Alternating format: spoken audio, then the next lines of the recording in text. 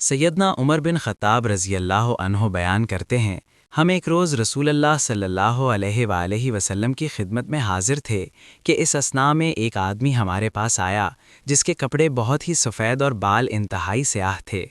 اس پر سفر کے آثار نظر آتے تھے، نہ ہم میں سے کوئی اسے جانتا تھا، حتیٰ کہ وہ دو زانو ہو کر نبی صلی اللہ علیہ وآلہ وسلم کے سامنے بیٹھ گیا اور اس نے اپنے دونوں ہاتھ اپنی رانوں پر رکھ لیے اور کہا، محمد صلی اللہ علیہ وآلہ وسلم، اسلام کے متعلق مجھے بتائیں۔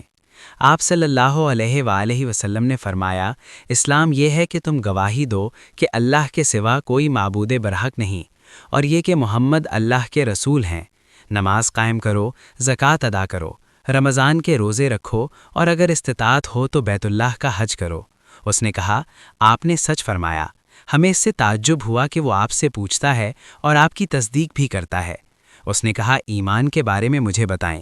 آپ صلی اللہ علیہ وآلہ وسلم نے فرمایا، یہ کہ تم اللہ پر، اس کے فرشتوں، اس کی کتابوں، اس کے رسولوں اور یوم آخرت پر ایمان لاؤ، اور تم تقدیر کے اچھا اور برا ہونے پر ایمان لاؤ۔ اس نے کہا، آپ نے سچ فرمایا۔ پھر اس نے کہا، احسان کے بارے میں مجھے بتائیں۔ آپ صلی اللہ علیہ وآلہ وسلم نے فرمایا، یہ کہ تم اللہ کی عبادت اس طرح کرو گویا تم اسے دیکھ رہے ہو، اور اگر تم اسے نہیں دیکھ سکے تو وہ یقیناً تمہیں دیکھ رہا ہے۔ اس نے کہا، قیامت کے بارے میں مجھے بتائیں۔ آپ صلی اللہ علیہ وآلہ وسلم نے فرمایا، مسئول اس کے متعلق سائل سے زیادہ نہیں جانتا۔ اس نے کہا، اس کی نشانیوں کے بارے میں مجھے بتا دیں۔ آپ صلی اللہ علیہ وآلہ وسلم نے فرمایا، یہ کہ لونڈی اپنی مالکہ کو جنم دے گی، اور یہ کہ تم ننگے پاؤں، ننگے بدن، تنگ دست بکریوں کے چرواہوں کو بلند و بالا عمارتوں کی تعمیر اور ان پر فخر کرتے ہوئے دیکھو گے۔ عمر رضی اللہ عنہ نے فرمایا، پھر وہ شخص چلا گیا، میں کچھ دیر ٹھہرا۔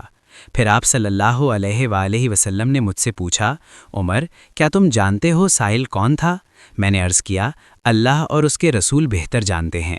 آپ صلی اللہ علیہ وآلہ وسلم نے فرمایا، وہ جبرائیل علیہ السلام تھے، وہ تمہیں تمہارا دین سکھانے کے لیے تمہارے پاس تشریف لائے تھے۔